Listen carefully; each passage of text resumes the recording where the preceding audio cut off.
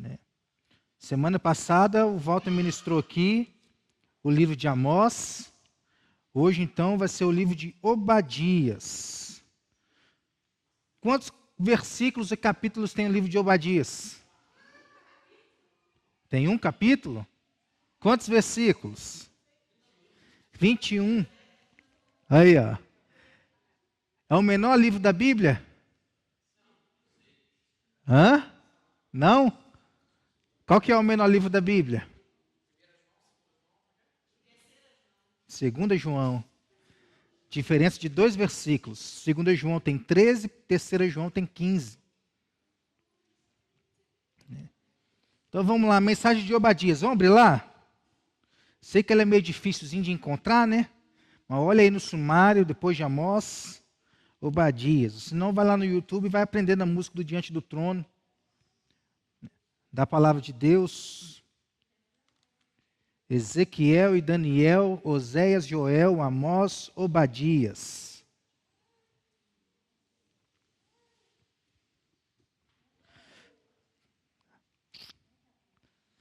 Vamos ler aqui, ó. Versículo 1, vai dizer o seguinte: visão de Obadias.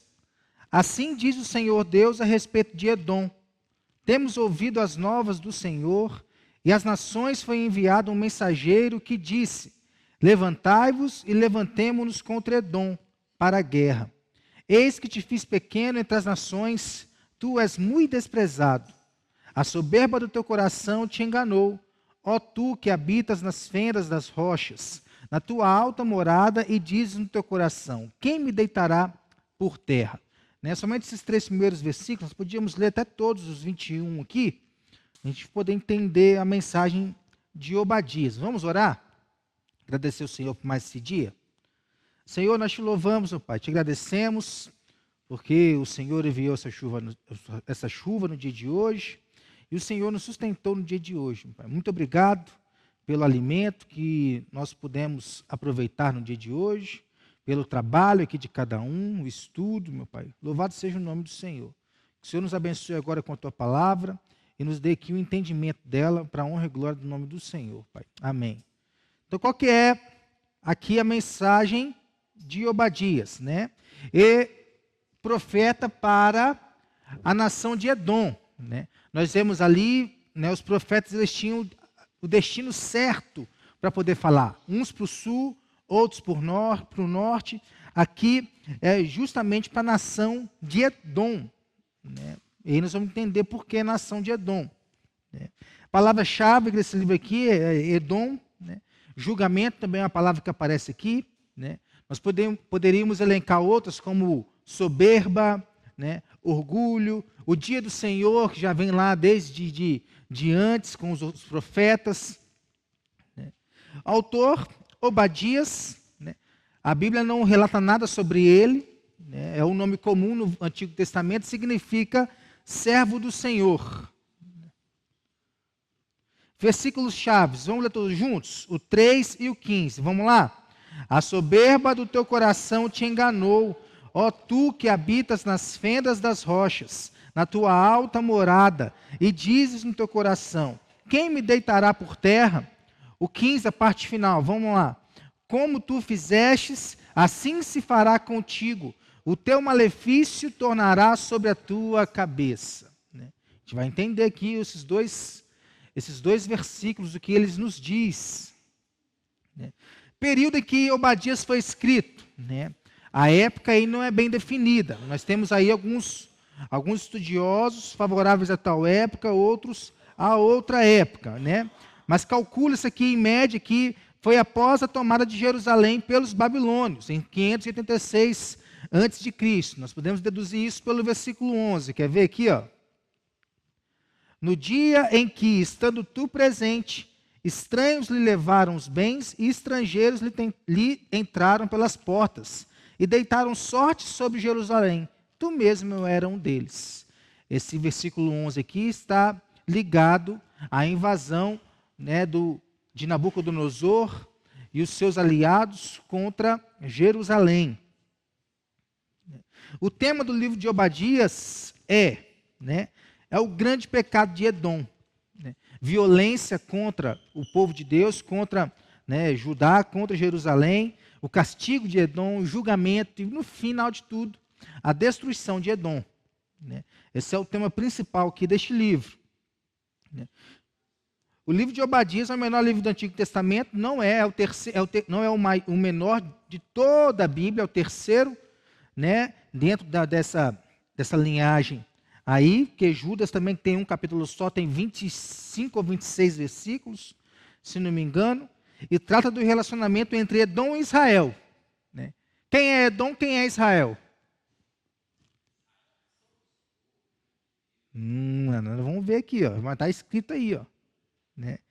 Os descendentes de Esaú e os descendentes de Jacó. Né? Ali, Isaac e Rebeca tiveram seus filhos, né? Esaú e Jacó. Né? Mas aqui é os descendentes deles. Ambos aí filhos de Laque, que aí vem da descendência deles também. Né? Edom significa vermelho. Né? A palavra hebraica, né, Adam, né, aqui que significa Edom, aqui, neste contexto, mas também é a mesma palavra que vem o nome Adão, que significa humanidade. Né? E aí depois, lá no finalzinho, a gente consegue entender, né, esse paralelo de Adam significando Edom e Adam significando humanidade. Né? Então era uma nação formada pelos descendentes de Esaú. Vamos lá em Gênesis. Né? O 36:1 é um versículo bem pequenininho. 36:1.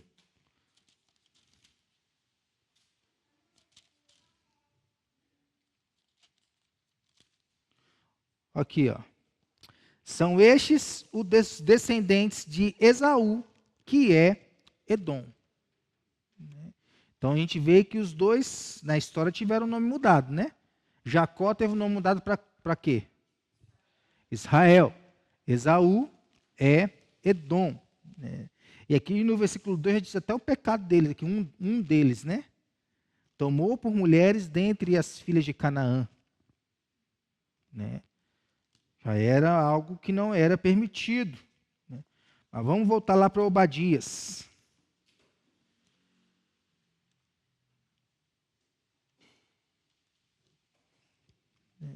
Na Bíblia, há duas sementes, e sempre vai ser assim, né? A semente santa e a semente maldita, né? E elas sempre estarão brigando uma com a outra, né? Nós sabemos muito bem a história de Esaú e a história de Jacó, né? Como Jacó ali, ele enganou a Esaú, já é o significado do seu nome, né? E eles ficaram aí por muitos anos, Esaú ficou buscando encontrar Jacó. Até que mais ou menos depois de 20 anos eles voltam a se encontrar lá no livro de Gênesis, vai nos contar isso. Mas mesmo se encontrando e mesmo Jacó tendo pedido perdão para Esaú, a briga não parou. Né? A briga entre eles continuou. Né? Então sempre vai ser assim. Né? Esaú não casou com mulheres de sua raça, o que era, né, o que era pedido para quem pertencia ao povo de Deus. Ele não fez isso, Gênesis 26 vai nos mostrar isso. Né? E daí vem toda uma, entre aspas, desgraça, depois de que isso aconteceu. Né? Esaú e Jacó vão brigar sempre, e seus descendentes vão continuar essa luta. E é isso que está acontecendo aqui com Obadias. Né? O Antigo Testamento se refere aos descendentes de Esaú de várias formas. Né? Edom, Edomitas, Idumeus, né, já da região da Idumeia. Né? Herodes era aqui, ó. Herodes era descendente aqui, dessas descendências aqui. Né? Aí você vê quem foi que ele perseguiu. Né? A luta continuando. Né? Então descreve o caráter, a condenação e a queda de Edom, que nós vamos ver por que aconteceu a queda de Edom. Né? Edom, a região ficava na cordilheira de montes rochosos. Né? Então eles tinha um monte e eles ficavam embaixo do monte aqui, né, já quase praticamente dentro do monte, as suas construções, como se fosse, né, as favelas de hoje, vamos assim dizer, né?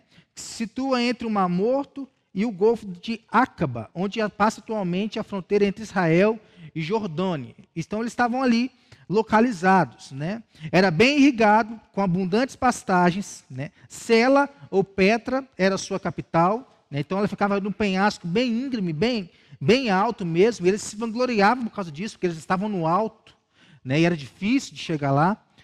Os edomitas podiam sair para as suas expedições de assalto e faziam muito, invadiam muitas terras para poder assaltar e pegar aquilo que o povo tinha, e depois recolher-se aos seus redutos intransponíveis, nos desfiladeiros rochosos, que eles achavam que estavam muito bem protegidos. Os edomitas, é aqui que está. Eles eram um povo orgulhoso, autossuficiente, feroz, vingativo, que com amargura e ressentimento sempre buscava a oportunidade de prejudicar os descendentes de Jacó, que é ali os descendentes de Deus, os filhos de Deus, né?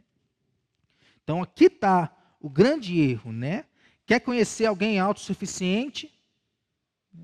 É alguém que sempre vai se colocar acima, né, das pessoas. Alguém que se autoglorifica é alguém que sempre vai colocar ela acima das outras pessoas, né? Você está errado, isso quer dizer que só ela está certa. Você não fez certo, isso significa que ela sabe fazer melhor do que você, né? Só que muitas vezes as pessoas que falam isso, só falam, não fazem, né? Tudo está ruim, né? Nada está bom, mas bota ela para fazer, né? Não quer. Então eles sempre foram inimigos de Israel, porque trouxeram como herança essa disputa, essa rivalidade entre Esaú e Jacó. E eles estavam dispostos a ajudar qualquer exército que atacasse a nação israelita, né? Seu antagonismo para com o povo de Deus era antigo, pois eles não permitiram que Israel passasse por suas terras quando seguiam em direção a Canaã. Esse aqui é o evento de Números, capítulo 20. Ali Moisés, né, guiando seu povo. Eles queriam, só tinha como passar por aqui, por Edom, né? Oh, nós não vamos beber nada que é de vocês, não vamos comer nada que é de vocês, não vamos tocar nada do que é de vocês. Só deixa a gente passar, né? Não foi permitido eles passarem por lá, né? Então eles tiveram que arrumar uma outra passagem para poder continuar a sua jornada, né? Além disso, como prova final de sua crueldade, exultaram quando Babilônia conquistou a Jerusalém, inclusive ajudando o inimigo em sua destruição, né? O Salmo 137, versículo 7 vai dizer lá que Israel já não cantava mais, né? Já não louvava a Deus mais, porque eles estavam em terra estranha, eles tinham sido levados cativos, agora eles eram escravos, e tinham perdido toda a alegria de servir ao Senhor, né? E Edom estava se alegrando por isso, né?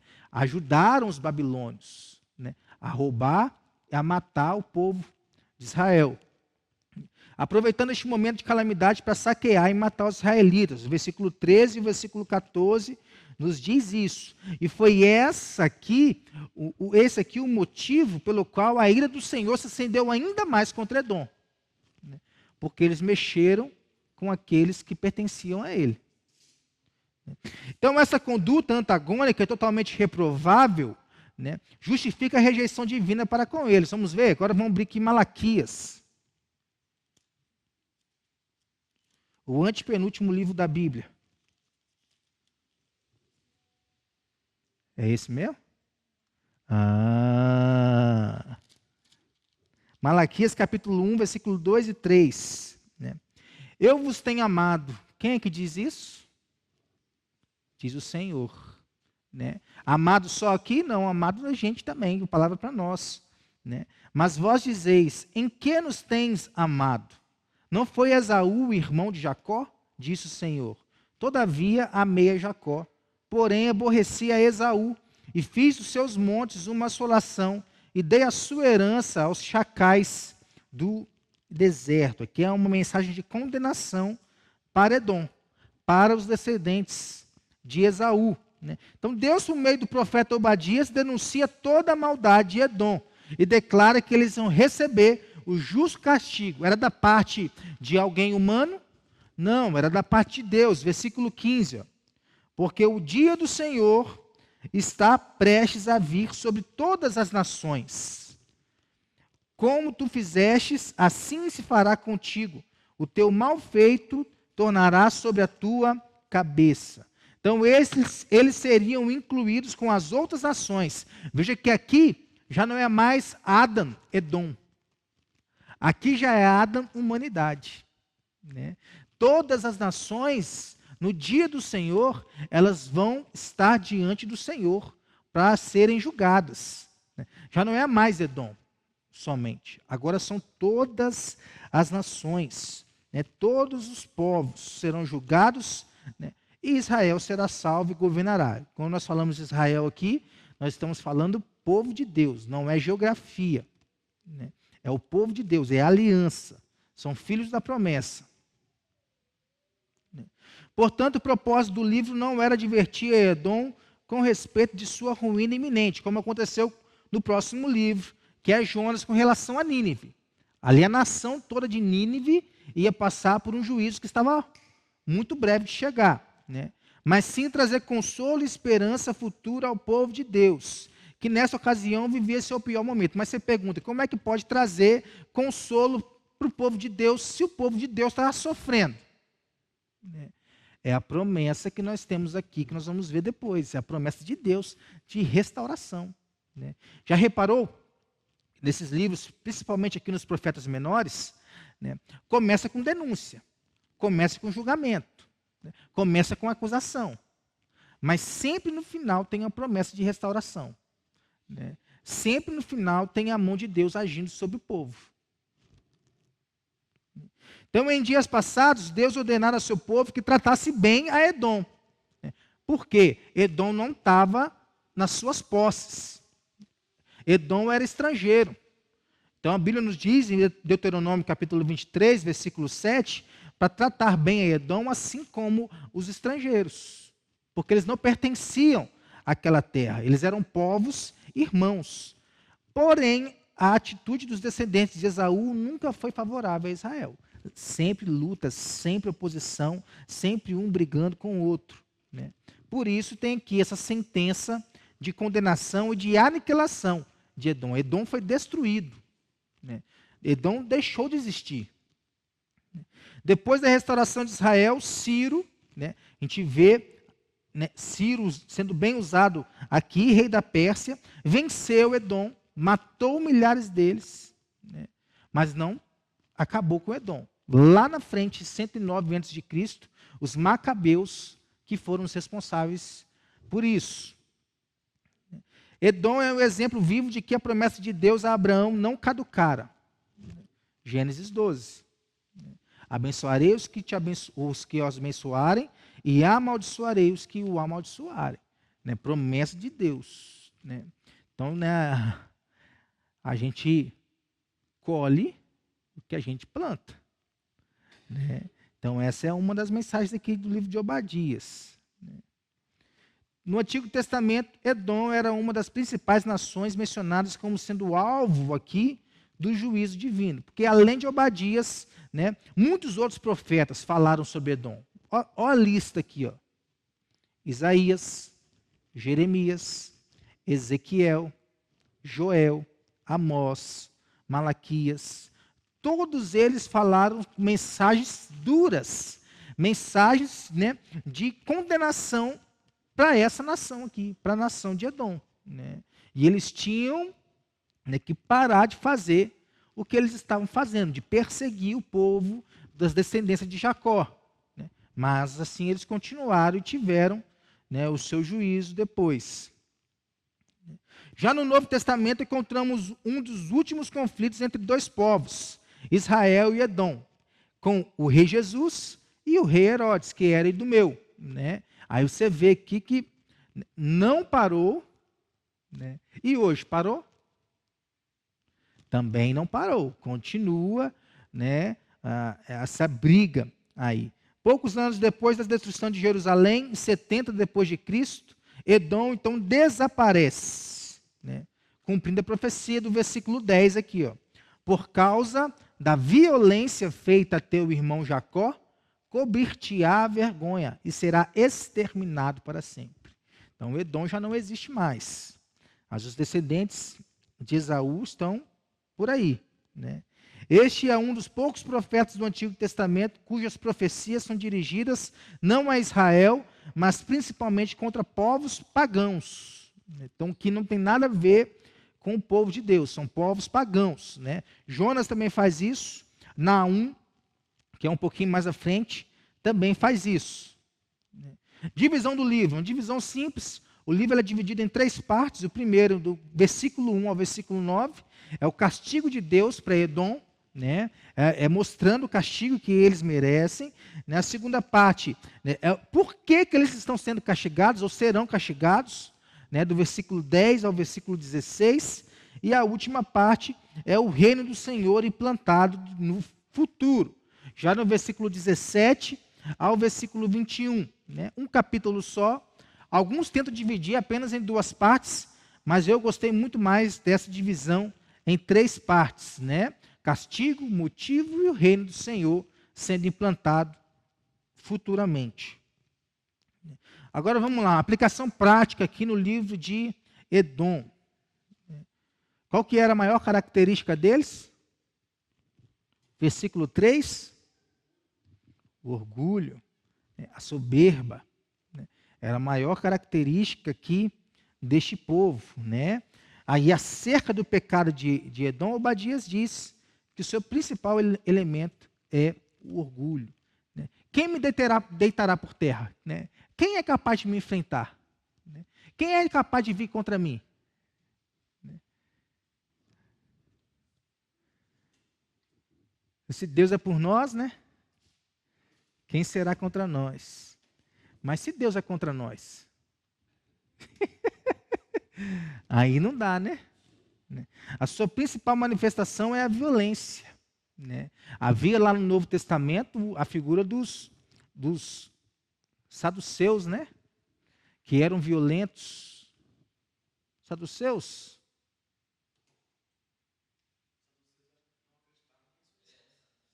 Saduceus é a exceção, mas é fariseus, saduceus. Ajuda a lembrar aí. Acho que é saduceus mesmo. Que com as faquinhas. Isso mesmo. Pedro fazia parte. Vamos procurar aqui. Mas eu acho que era saduceus mesmo. Né? O seu elemento final, zelotes. Isso mesmo, zelotes. Né? Era parecido aqui. Né? Eles gostavam de resolver tudo na base da violência. Né? Achavam que resolvia. Violência resolvia tudo. Assim como os zelotes, já no Novo Testamento. Né? Então, a sua retribuição é aquilo. Nós colheremos aquilo que plantarmos. Né? Como você fez, diz Deus para eles. Como você fez, assim será feito com você. Né? Isso por conta do pecado do orgulho, né? Da soberba. Né? E a soberba, o orgulho, é a mãe de todos os outros pecados. Né? Por quê? Né? Se encontra dentro do nosso coração. Né? E a soberba e o orgulho é aquilo que nos faz dizer não para Deus e dizer sim, né, para o pecado. Né? E o que a Bíblia nos ensina sobre a soberba? É bom ser uma pessoa soberba? Né? A Bíblia diz que a soberba procede do coração. Diz que a soberba precede a ruína, a queda. Né? Diz que Deus resiste a soberbo. Né? Será que Deus ouve a oração de um soberbo? Né? Se ele resiste ao soberbo? Né? A soberba diz que é enganadora. Versículo 3 aqui. Né? Porque toda vez que eu sou soberbo, é que eu estou acima de alguém. Né? Então ela é enganadora. Nós vamos ver por que ela é enganadora. Né? A soberba do coração enganou Edom. Eles achavam que iam viver assim a vida toda. Mas um dia Deus viria contra eles, né, para poder, né, vingar aqueles que são seus. Nós, ou Israel, tinha esse direito de vingança? A quem é que pertence a vingança? Né? E a Bíblia diz que é terrível coisa cair na mão de Deus Santo. Né? Então a vingança é do Senhor.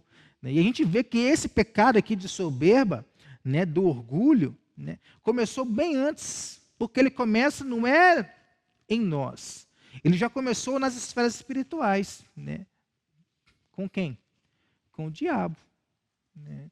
Que é o exemplo de soberba. Né? Mas que ele foi derrubado. Né? Ele caiu. Mas a soberba ela não começa nesse plano aqui. O orgulho não começa nesse plano. A soberba e o orgulho já acontece já nas esferas espirituais. Né?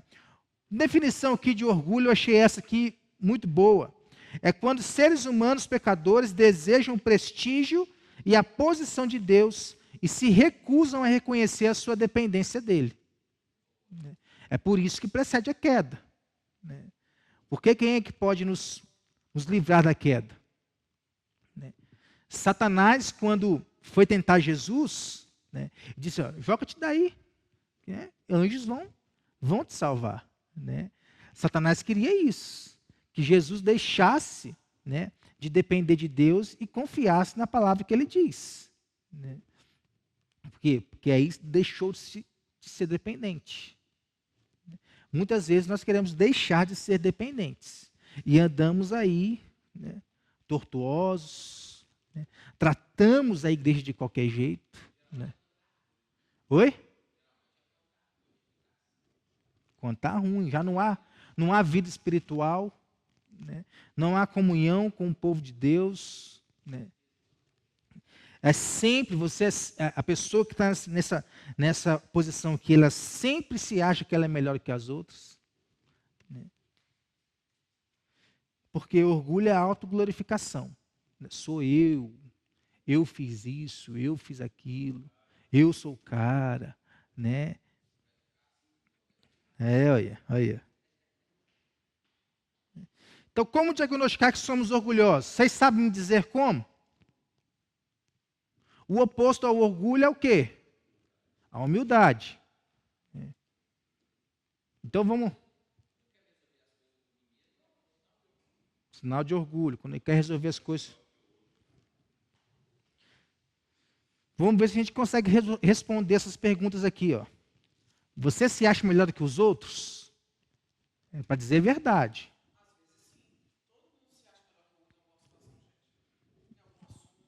É um sinal de orgulho. Tem dificuldade de pedir ajuda? Acha que tem sempre a razão?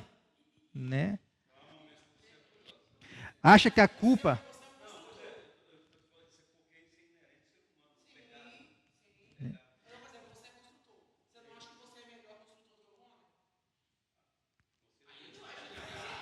Aí qualquer um, né? Aí até eu, né?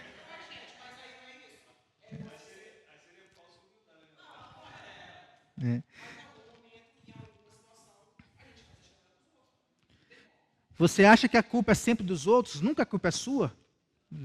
É um sinal de uma pessoa orgulhosa. Acha que não é tratado como merece? Gosta de ser repreendido? Acha que faz melhor do que aquele que está fazendo? Admite ser orgulhoso? Já perdeu, né? Se orgulha da sua humildade?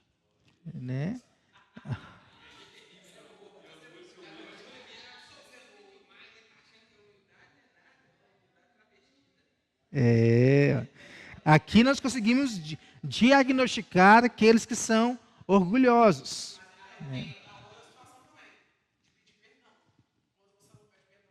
Também. De que maneira que a soberba ou o orgulho, ele nos engana? Ele nos engana com respeito a nós mesmos. Olha o versículo 2 aqui. Eis que te fiz pequeno entre as nações, e tu és muito desprezado. Edom, autoglorificação. Então eles se achavam o quê? Maior do que todo mundo. Nós somos pequenos, mas nós nos achamos grandes. Aquele pequenininho, que acha que pode... os pequenininhos que querem enfrentar todo mundo, vem para cima, Os edomitas, eles se achavam grandes. Mas olha o que diz Isaías aqui no capítulo 40.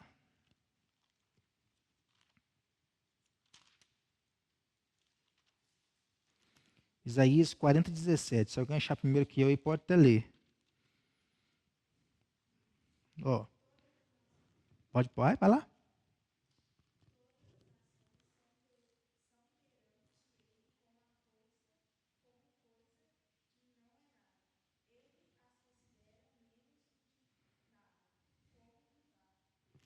Aí, ó.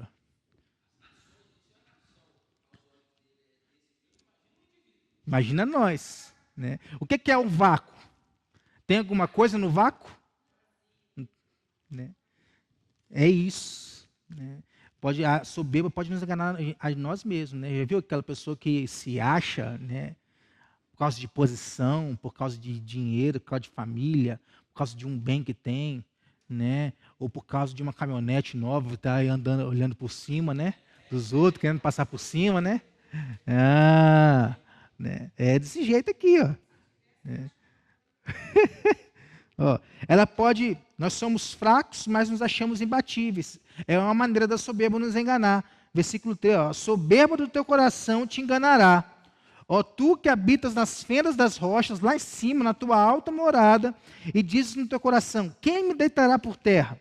Se te remontares como águia e puseres o teu ninho entre as estrelas, de lá te derribarei, diz o Senhor. Eu posso estar no local mais alto do mundo, né? Não sei se é aí um Monte Everest, né? Deve ser, né? O lugar mais alto do mundo, né? O Senhor pode te derrubar de lá com um sopro, né? Eles estavam muito seguros, né? Porque chegar a Edom era muito difícil do ponto de vista militar, né? Do ponto de vista de guerra. Ninguém conseguia chegar lá para poder guerrear contra eles, né? Então eles se achavam imbatíveis, né? Mas o Senhor é bem maior do que eles, né? E a soberba, o orgulho pode nos enganar, porque nós também podemos agir dessa forma, né? Quem é que vai vir contra mim? Né? Ninguém. Né? No trabalho, né? Seja em qualquer lugar, até na igreja, né? Quem é que vai contra mim? Né? Fulano está lá, né, pecando, né, desonrando a Deus, desonrando a igreja, desonrando os irmãos, né? Aí vai lá o Rubens lá repreender ele. Quem é você? Vai repreender? Você não é ninguém, você não é nada, né? Quem você acha que é, né? Aí a gente se acha imbatível, né? Mas na verdade nós somos fracos, né? Somos ignorantes, nos engana, a soberba nos engana assim, né? Mas nos achamos sábios. Olha o versículo 7.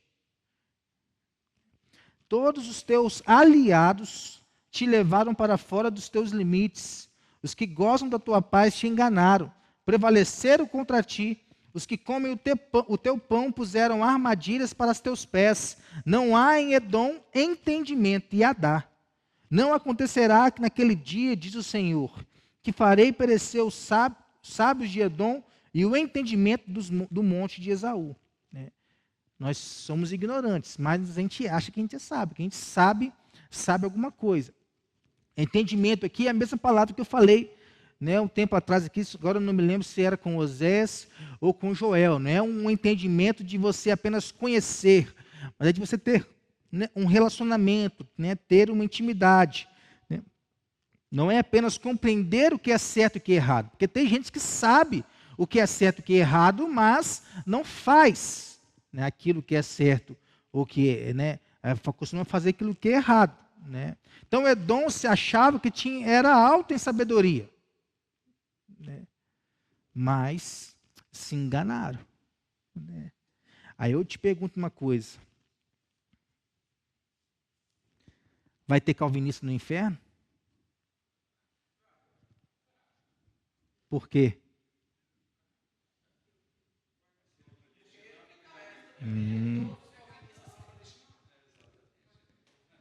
Pois é, eles podem se achar calvinistas, mas eles podem não ser predestinados.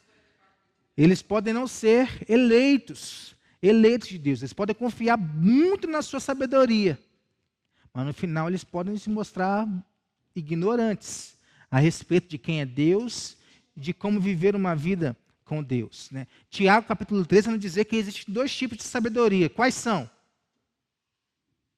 Dois tipos de sabedoria. Tiago 3, TG 3. A de baixo que é terrena, animal, demoníaca, brota lá do coração, ruim, mentiroso, né, enganador, né? E a do alto, que é pura, pacífica, imparcial, sem fingimento. É a forma com que Paulo nos diz em Efésios que nós devemos amar uns aos outros, né? Sem fingimento. Então, quem ama sem fingimento já é uma pessoa que demonstra ter uma sabedoria que vem do alto, né? Não ama segundo interesse, não ama segundo o que pode ganhar em troca, né? Mas ama, né, porque é uma ordem do Senhor, né? A nossa inteligência, pode falar. No final, ele era um ignorante, né? Então, a nossa inteligência, ela se rende à supremacia das Escrituras Sagradas, né? Estava conversando com uma pessoa, né, que ela estava falando que, né, ela crê numa teologia reformada, né, mas dentro de uma outra denominação, né, que aí não crê na teologia reformada em sua completude, né? Tem que tirar alguma coisa para ela poder se adequar à teologia, né, reformada, né? Oi? Entendi. Não, né? Não, né? Aí eu falei, é muito fácil, né, eu pegar aquilo que eu não gosto dentro da teologia reformada, né, e criar, né, uma nova denominação ou um novo conceito, como o pentecostal reformado, né, que tem surgido aí muito, né? Né? Batista reformado, né? Lá na minha cidade tem uma igreja maranata cristã reformada, né? Então é muito fácil pegar isso, né, e que aquilo que eu não me adequo, aquilo que eu não acho que né, tá implícito aqui na Bíblia, né, mas eu não concordo. É muito fácil fazer isso e criar uma outra coisa, né? Mas eu não posso falar que, né, a doutrina reformada ela não é bíblica em sua totalidade, né? Eu não posso falar que dentro da Bíblia que eu posso perder minha salvação, né? Porque eu não posso perder minha salvação. Né, tá implícito aqui, tá claro na Bíblia, né? Eu não posso dizer que batismo infantil não é bíblico, né? Eu posso não concordar, mas está claro na Bíblia, né? Então, por que as pessoas fazem isso? Porque a mente delas não está, né, na supremacia da palavra de Deus, né? Qual é a nossa regra de fé e prática, né? A gente não diz somente a Escritura, né? Mas quando ela vai de encontro àquilo que eu concordo, né? Se ela vai de encontro àquilo que eu não concordo, se ela me atinge de um lado ou de outro, né? Aí vai com uma pessoa. Quando eu fui batizado, né, no alto dos meus 17 anos, eu nem imaginava o que era um batismo infantil, né? Se me perguntasse o que é isso, né? Então você vai também aprendendo, né, com o passar do tempo, né, com a vivência. Agora, se a pessoa pega e me fala aqui, ó, eu não creio, né, que a Bíblia é inerrante, ou não creio que salvação é somente por Jesus, aí eu tenho um argumento sólido para poder não aceitar, né, como membro da igreja, né? Existem situações e situações, né? Mas isso que o Paulo falou é uma linha muito tênue, porque, né, até aqui dentro da nossa igreja, nós temos pessoas que não concordam com a teologia, a nossa teologia, né? Mas elas estão aí na igreja e já há muitos e muitos anos, né? Mas, ué, com certeza, com certeza.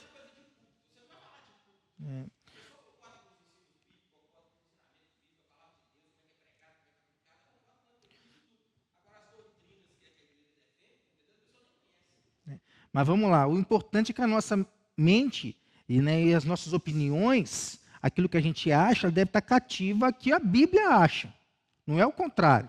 Mas é isso que as pessoas estão fazendo hoje, né? Elas estão colocando a sua opinião, o seu achismo, acima, né, da supremacia da palavra de Deus. E isso não é ser sábio, né? É por isso que eu tenho dificuldade, né?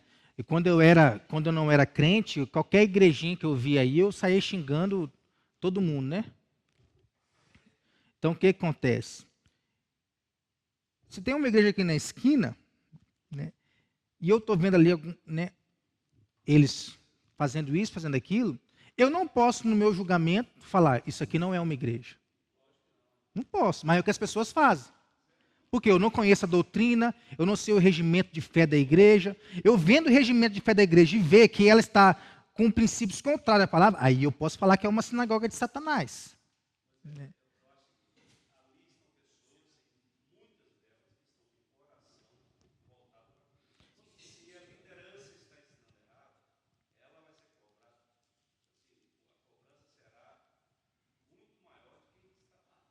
E muitas vezes nós, né, trazemos, né, achamos, né, um padrão tem que ser assim, assim, assado, não pode. Lá que não está no nosso padrão, pode ter muitas vezes gente mais crente do que eu, né, do que aqui. Né? Vamos seguir. A soberba nos engana também a respeito dos outros, né? Quanto à avaliação do que os outros fazem de nós. Né? Já ouviu alguém falar isso aqui? Ó? Você não é aquilo que você pensa, você é aquilo que pensam de você. Aí a pessoa fica o quê? Sempre melindrosa, né? O que é que fulano vai pensar de mim se eu fizer isso? Né? O que é que ciclano vai, né? E a gente fica nesse melindro todo, né? O que diz aqui, ó? Tu és muito desprezado. Né? É avaliação contra Edom. Quanto reputação. Quanto à fidelidade dos amigos também. Versículo 7 diz aqui, ó, todos os teus aliados foram contra você. Né? Olha aí, Edom confiou em aliados humanos. Né? Quem os traía eram aliados internos. Né? Então, muitas vezes, a igreja não cresce, a igreja não desenvolve, é porque tem muitos aliados internos, né, que estão contra isso. Né? Não vivem uma vida, né, cristã verdadeira. Né? São críticos. Hoje a moda é ser crítico, crítico de tudo. Né? Ao ponto de você não conseguir ouvir nada. Né? Põe a mão em nada para fazer. Né? Então, o que acontece? Edom, né, a soberba do nosso coração, nos leva a afastar de Deus e colocar confiança nas pessoas. E é aqui é o quê? Né? Você já ouviu provavelmente alguém falando, eu saí da igreja porque eu me decepcionei com fulano, né? Ou com ciclano. Né? Aqui na igreja só tem pecador. Né? Um dia um fulano falou que eu não ia na minha igreja porque, né, lá tinha um cara pecador. Eu falei, tem espaço para mais um. Né? Pois é, ué. Mas a soberba também nos engana a respeito de Deus. Olha o versículo 12. Mas tu não devias ter olhado com prazer para o dia do teu irmão. Isso aqui com relação, né, à invasão babilônica, né, a Jerusalém. O dia da tua calamidade, nem ter te alegrado sobre os filhos de Judá. No dia da sua ruína, nem ter falado de boca cheia no dia da angústia. Não devias ter entrado pela porta do meu povo no dia da tua calamidade. Tu não devias ter olhado com prazer para o seu mal no dia da sua calamidade, nem ter lançado mão nos seus bens no dia da tua calamidade. Não devias ter parado nas encruzilhadas para exterminares os que escapassem, nem ter entregado os que lhes restassem no dia da angústia. O que está falando aqui? Né? Os edomitas foram cruéis com seus irmãos. Olha as 7 coisas que eles fizeram aqui. Né? Com prazer. Né? Porque pega, por exemplo, né? Jesus, quando olhou lá para Jerusalém, no Novo Testamento, Jesus estava olhando com prazer? Jesus estava chorando por causa do pecado daquele povo. Né? Então não era a mesma ótica. Aqui é diferente. Alegrar-se com sua ruína, né? Falou de boca cheia, né? Faliu, mas falou. Participou da destruição, ajudou. Né? Roubou os bens, matou os que escapavam, entregou os irmãos aqui de mão beijada aos inimigos. Né? Então, a soberba nos engana a respeito de Deus. E por que isso acontece? Né? Porque Deus está mostrando que tudo que a gente semeia, a gente colhe. Isso aqui não é nem linguagem de coach, não. É linguagem bíblica, é provérbios. Né? O que a gente planta, a gente colhe. Né? Esaú é chamado de impuro, por exemplo, já indo para Hebreus capítulo 12. Ó. Hebreus capítulo 12, versículo 16 e 17. Se alguém achar primeiro que eu, pode... Oh, esses diáconos não me amam, não.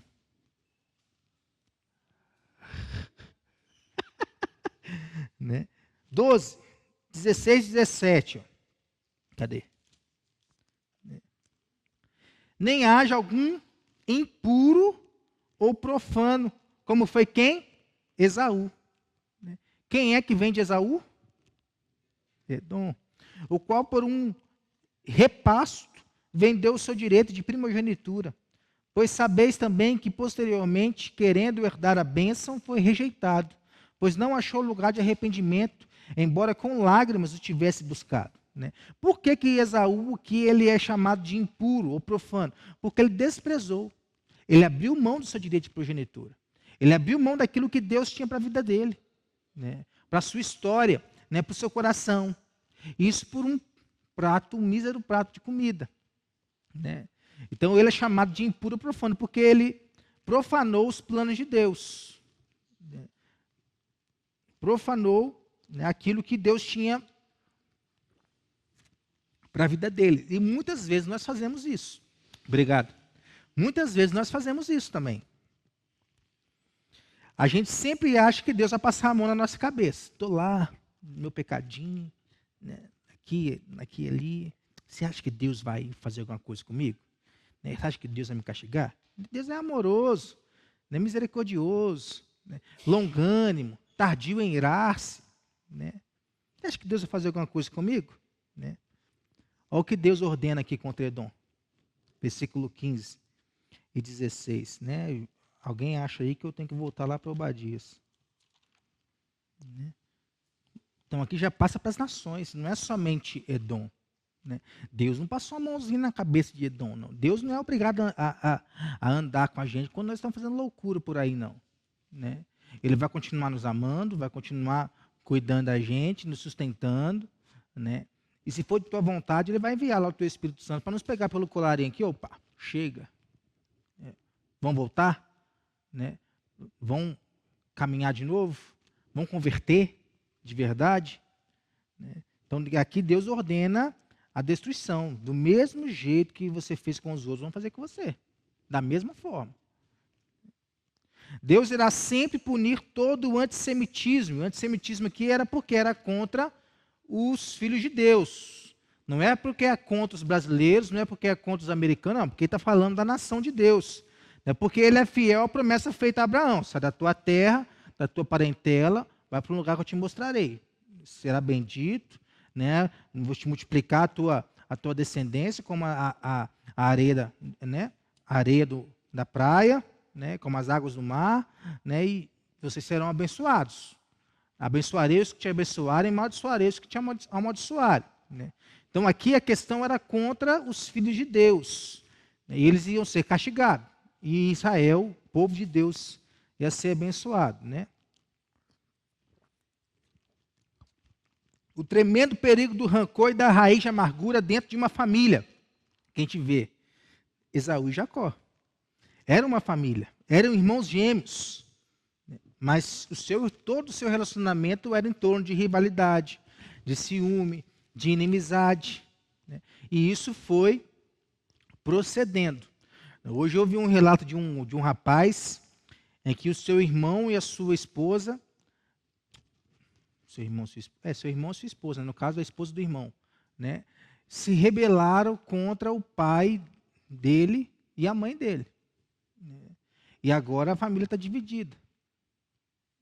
E eles estão falando mal dos pais para todo mundo. E quem é que sofre com isso? É os filhos pequenos. Por quê? Vai criar nos filhos pequenos uma inimizade também com os avós. Né? Então isso vai, né, se estendendo aos descendentes. Né? E pode ser que os descendentes hoje que são pequenos façam isso com os filhos dele também. Ah, seu avô, sua avó não prestava, né, isso e aquilo. Né? E isso é o que a amargura vai fazendo com a gente. A rivalidade, o ciúme, a inimizade, a soberba, o orgulho. dentro da família.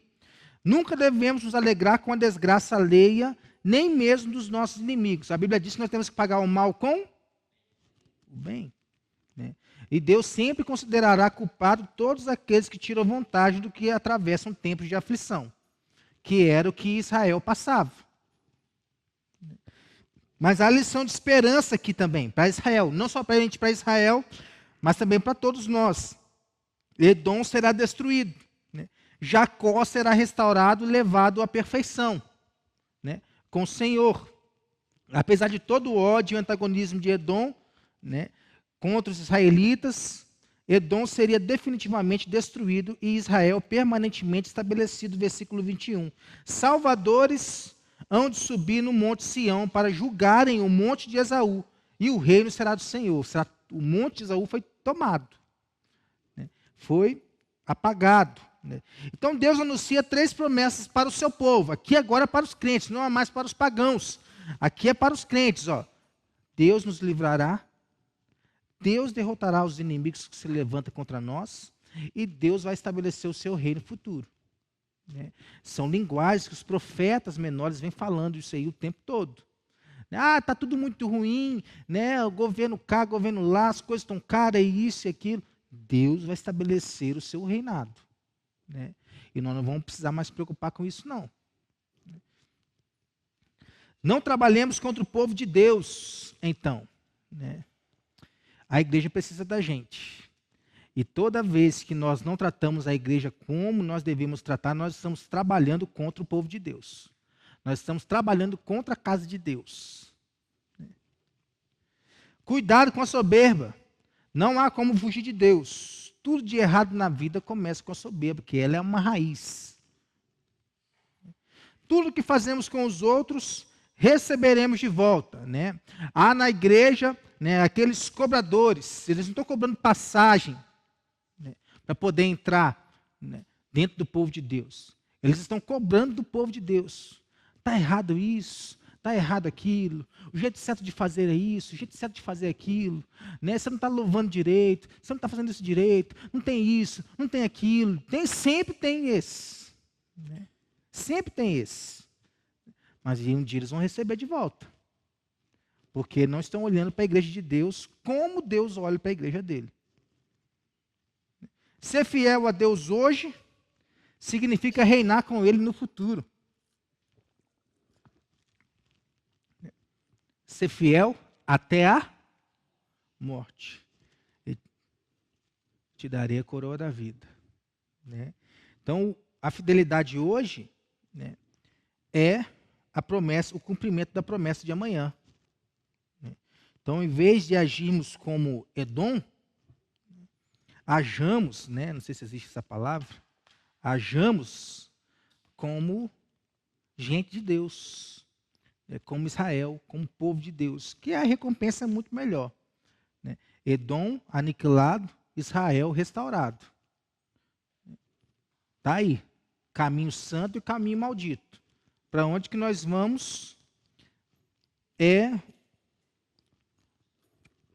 como vamos caminhar nessa vida. Amém?